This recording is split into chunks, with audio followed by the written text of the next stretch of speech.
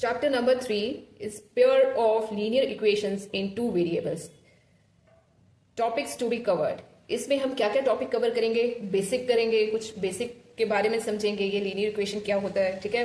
Graphical method of solving, graphical method से हम कैसे सॉल्व कर सकते हैं, ठीक है। ग्राफिकल रिप्रेजेंटेशन बताएंगे, substitution method या elimination method, then condition for solving simultaneously linear equation, ठीक है। and the last one is your word problem, last one is your word problem. उसके बाद हम word problems करेंगे, ठीक है। okay, now let us start. Our chapter name is pair of linear equations in two variables, ठीक है। Simple सी बात है, हम लास्ट से पढ़ना शुरू करेंगे, देखेंगे कि ये चैप्टर का नाम है क्या है और ये कहना क्या चाहता है। Variables, you all know that variables क्या होते हैं, ठीक है। वेरिएबल्स क्या होते हैं? Variables are your x, y, z and so on, ठीक है। वेरिएबल्स क्या होते हैं? जो हमारे कोफिशिएंट्स के साथ एक्स, वाई, जी होते हैं ना, दैट इज योर वेरिएबल, ठीक है। ये हो गए variables, but we need here only two variables, ठीक है। हमें इस चैप्टर में कितने वेरिएबल्स चाहिए? टू वेरिएबल्स, मीन्स एक्स और वाई। Got it? दो वेरिएबल, ये आ गया, इतना मीनिंग समझ आ गया। टू वेरिएबल्स वो क्या है? एक्स और वाई, डिफरेंट है, दोनों डिफरेंट होने चाहिए। इक्वेशन का मीनिंग होता है, इक्वेशन का मीनिंग होता है कि इक्वल टू। क्या होता है? Equal to. इक्वेशन का मतलब होता है इक्वल टू, कि कुछ भी हमारी जो है left hand side equal to right hand side है। लीनियर हमने क्वाड्रेटिक पॉलिनोमियल में बेटा किया था। लीनियर पॉलिनोमियल हमने क्वाड्रेटिक पॉलिनोमियल चैप्टर में किया था, चैप्टर नंबर 2 में लीनियर पॉलिनोमियल। तो वहां से हमें क्या पता चला था कि लीनियर पॉलिनोमियल क्या होता है? लीनियर पॉलिनोमियल वो पॉलिनोमियल्स होते हैं, वो इक्वेशन होती है जिनकी डिग्री 1 होती है। लीनियर मीन्स 1, ठीक है। तो अब हम यहाँ linear equation in two variables की बात कर रहे हैं। इसका मतलब जो हमारे वेरिएबल्स होंगे उनकी डिग्री क्या होनी चाहिए? 1 होनी चाहिए। उनकी डिग्री क्या होनी चाहिए? 1 होनी चाहिए। इतना क्लियर हो गया? टू वेरिएबल्स क्या है? इक्वेशन मतलब कुछ इक्वल टू होगा।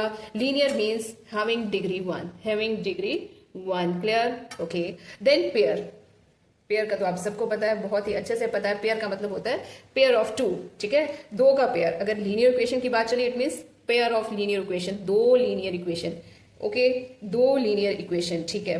तो चलो, general form of linear equation.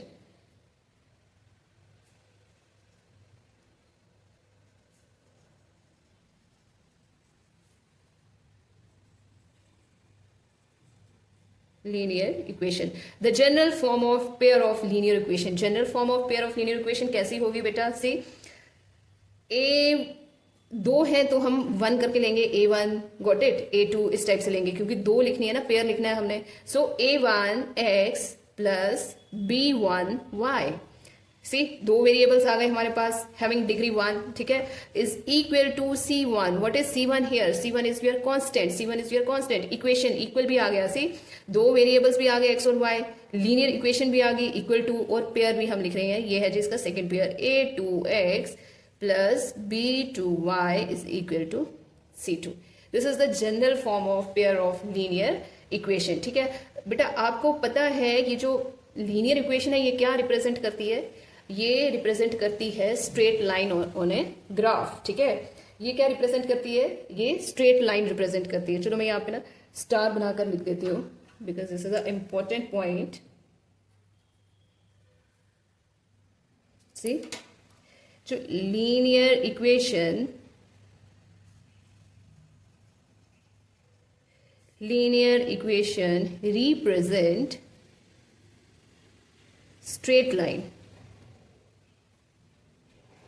straight line in a graph।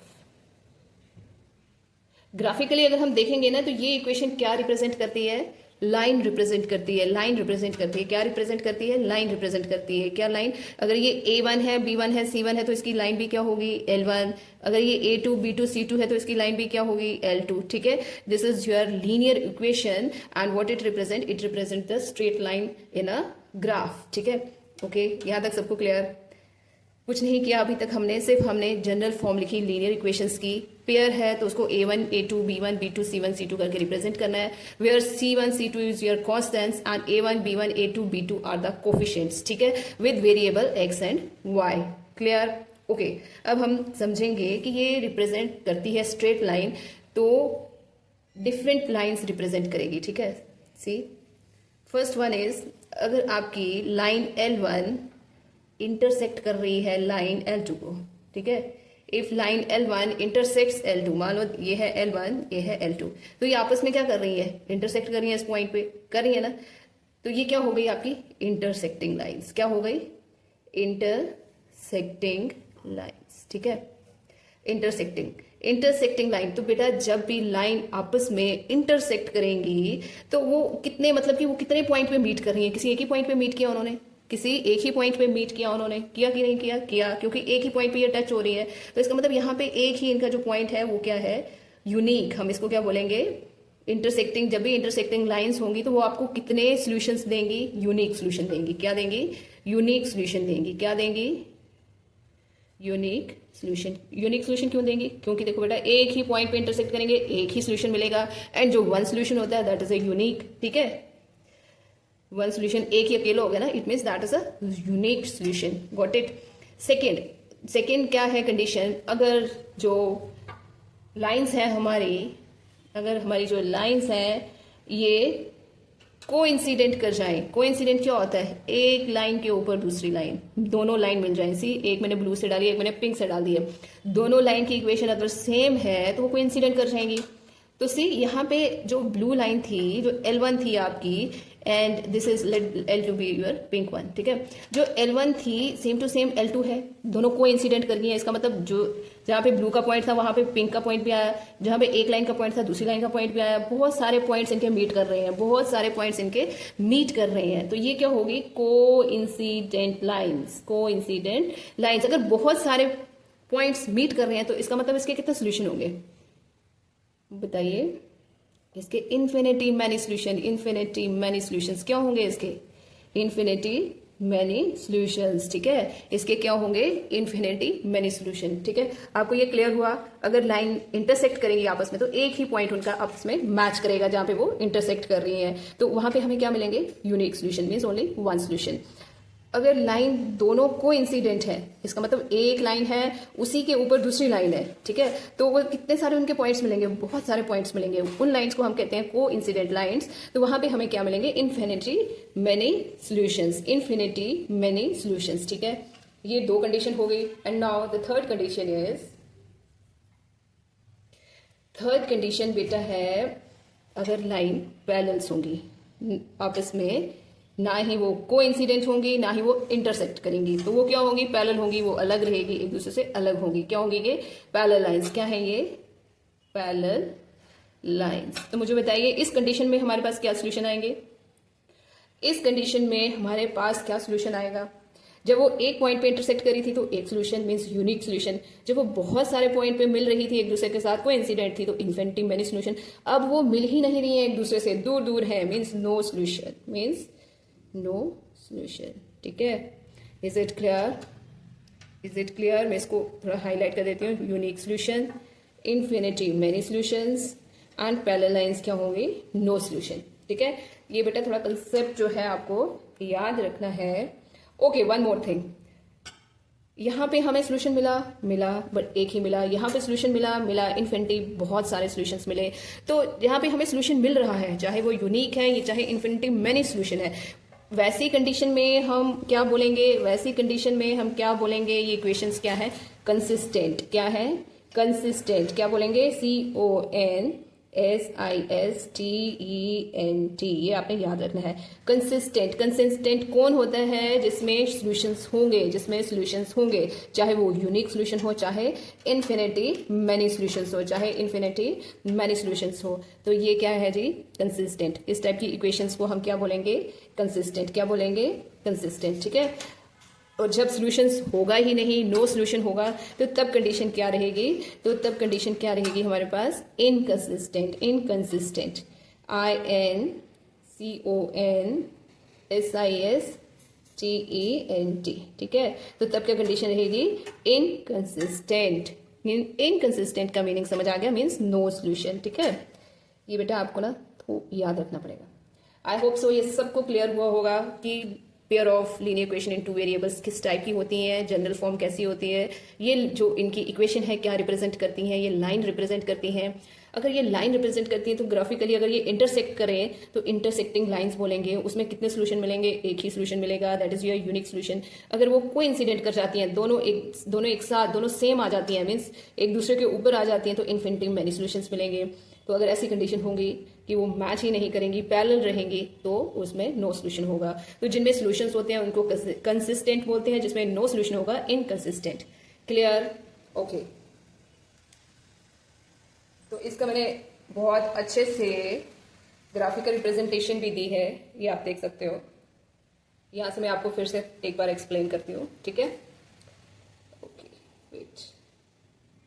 This is your graphical representation of line, graphical representation of line, ठीक है? Graphical representation, this is your a1x plus b1y plus c1 is equal to 0, a2x plus b2y plus c2 equal to 0। Unique solution कब होगा? जब वो intersect करेंगी। Infinite solutions कब होंगे? जब वो कोइंसिडेंट लाइंस होंगी। नो सॉल्यूशन कब होगा? जब वो पैरेलल होंगी। तो अब बीच में इनका ये टॉपिक एक बच गया, algebraic method, this and this. Let me explain you this also.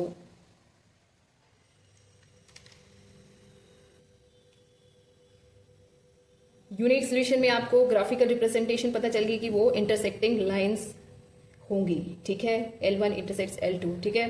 तो बेटा उसमें अलजेब्रिकल कंडीशन क्या होगी? इंटरसेक्टिंग लाइंस में क्या कंडीशन रहेगी? जो ये x के कोफिशिएंट्स हैं, this is the coefficient of x and this is the coefficient of y, a1 upon a2 not equal to b1 upon b2। जब ऐसी कंडीशन होगी a1 upon a2 not equal to b1 upon b2, it means this has unique solution. इसका मतलब ये intersecting line represent कर रहा है और इसके कितने सोल्यूशन आएंगे? Only unique solution. This is the ratio a1 upon a2। क्या है ये? Ratio of x coefficient not equal to ratio of y coefficient. आपको रेशियो पता ना, x अपॉन y, ठीक है? x यहाँ पे है a1 upon a2। Ratio of x coefficient is not equal to ratio of y coefficient. It means ये क्या है? इट मीन्स दीज आर, यहाँ से आप, दीज आर इंटरसेक्टिंग लाइन्स। इसका मतलब ये इंटरसेक्टिंग लाइन रिप्रेजेंट कर रहा है, ठीक है? जब भी ऐसी कंडीशन होगी तो ये क्या रिप्रेजेंट कर रहा है? Intersecting line. अगर इंटरसेक्टिंग लाइन है तो कितने सोल्यूशन होंगे? यूनिक सोल्यूशन, ठीक है? ओके, अगर a1 upon a2 is equal to b1 upon b2 आता है, is equal to c1 upon c2 आता है, इट मीन्स दिस रिप्रेजेंट को इंसिडेंट लाइन। इसमें तीनों इक्वल होंगे एक दूसरे से, ठीक है?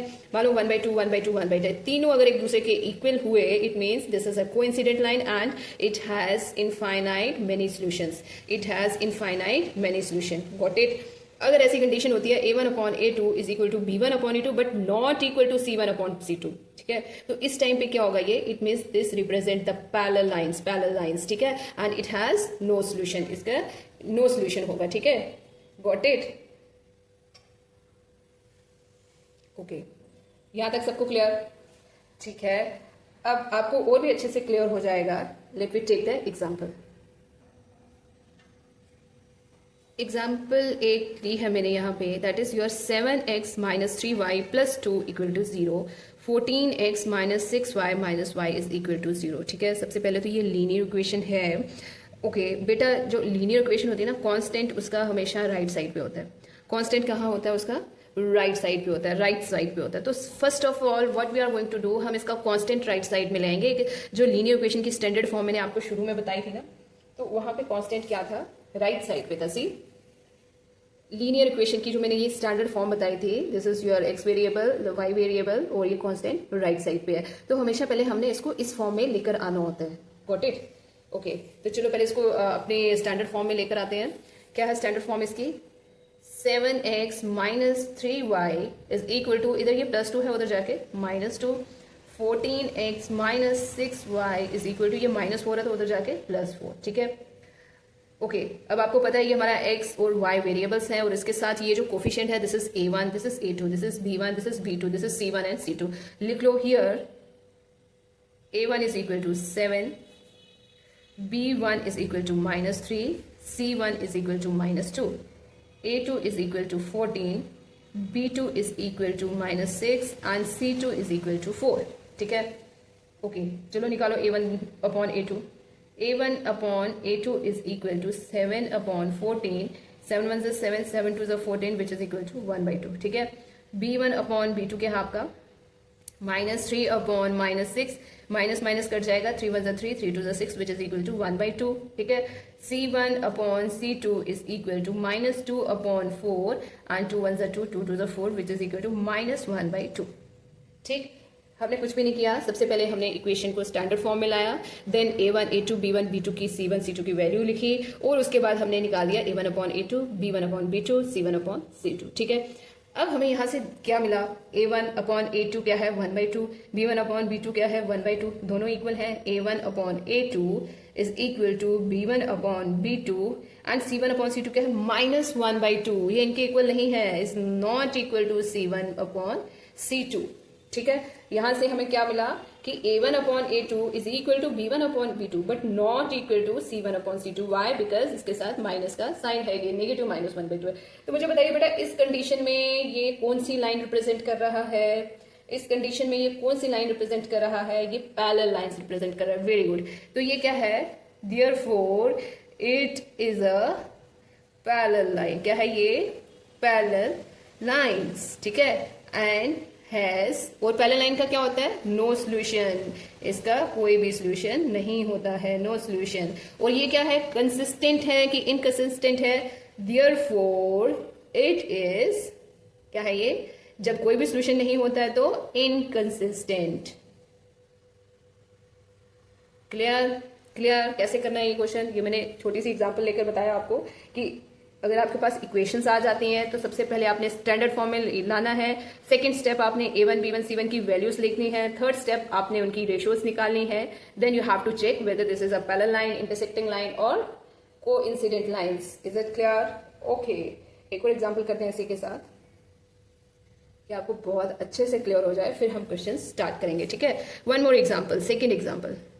मान लो यहां पे है आपके पास beta x plus 3y is equal to -7 और यहाँ पे है 2x minus 6y is equal to 14.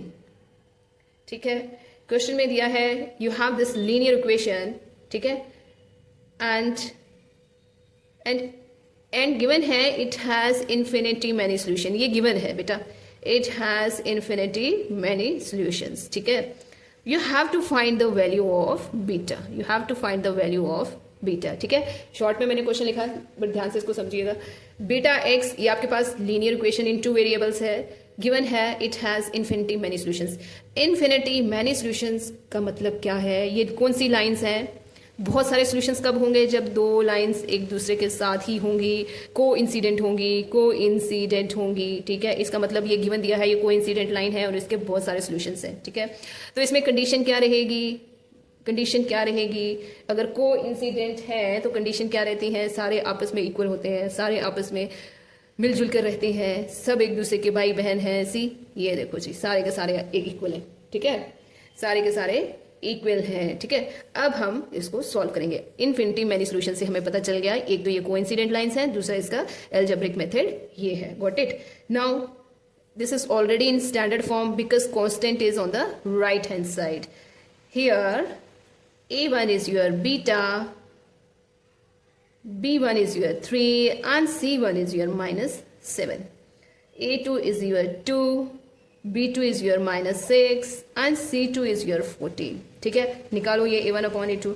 a1 upon a2 is equal to beta upon 2, b1 upon b2 is equal to 3 upon -6 which is equal to -1/2 and c1 upon c2 is equal to -7/14. 7 1 is 7, 7 2 is 14 which is equal to -1/2. Clear? Is it clear? Okay. तो अब हमें क्या निकालना है? Values हमने निकाल दी. ठीक है. अब कंडीशन गिवन है infinity many solution means these all are equal. ये गिवन दिया हुआ है. ठीक है. a1 upon a2 is equal to b1 upon b2 is equal to c1 upon c2. Put करो value. Beta upon 2 is equal to -1/2 is equal to -1/2. तो आप कोई भी दो लेकर, आप कोई भी दो, चाहे इसको ले लो या इसको ले लो, दोनों ही सेम है तो किसी के भी साथ लेंगे आंसर सेम आएगा, ठीक है। इन दोनों को लेकर अपना बीटा का वैल्यू निकाल दो, इन दोनों को सॉल्व कर लो और बीटा की वैल्यू फाइंड कर लो। Beta into 2 is your implies that, ये क्रॉस मल्टीप्लाई हो जाएगा बेटा, ठीक है। 2 beta is equal to -2, 2 into -1 it's -2, therefore beta is equal to, ये 2 कैंसिल हो जाएगा, -1, बीटा की वैल्यू क्या आ गई, -1। Is it clear? बहुत अच्छे से मैंने आपको बताया, जब आपको कुछ भी ना दिया हो यू हैव टू फाइंड कि ये कौन सी लाइन है, कैसे निकालनी है। आपने A1 A2 B1 B2 C1 C2 निकालना है। अगर वो तीनों इक्वल आती हैं तो पैरेलल लाइंस है, अगर तीनों इक्वल आती हैं तो कोइंसिडेंट है, अगर लास्ट वाली इक्वल नॉट इक्वल है तो पैरेलल है, अगर पहली और दूसरी इक्वल है तो वो आपकी इंटरसेक्टिंग लाइंस है, ठीक है। अगर गिवन दिया हो कि उसमें इन्फिनिटी मैनी सोल्यूशन है या यूनिक सोल्यूशन है तो ये आपको कंडीशन याद रहनी चाहिए, ठीक है। इसके लिए भी आपने वही स्टेप फॉलो करना है, पहले A1 A2 B1 B2 C1 C2 की वैल्यू निकालनी है, देन ये कंडीशन लेकर चलनी है, जो भी पूछा होगा उसकी वैल्यू आपने निकाल लेनी है।